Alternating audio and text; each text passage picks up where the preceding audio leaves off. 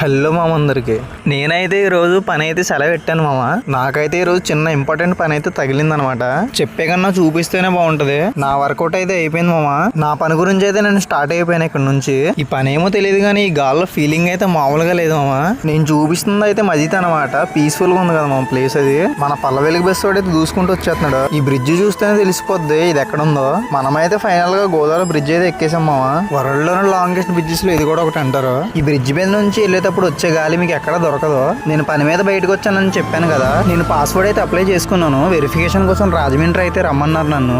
నాకు ఇచ్చిన ఫామ్ లో అయితే అడ్రస్ ఎత్తుక్కుంటూ మరి మ్యాప్ లో కొట్టుకుని అయితే వచ్చాను. తీరా చూసేటప్పటికి గూగుల్ తల్లి అయితే ఇక్కడికి తీసుకొచ్చింది మమ్మల్ని. తీరా ఎత్తుక్కుంటే ఇక్కడికి వచ్చాం మామ. అసలనే పాన్ కార్డు ఆధార్ కార్డు మర్చిపోయాం ఒరిజినల్.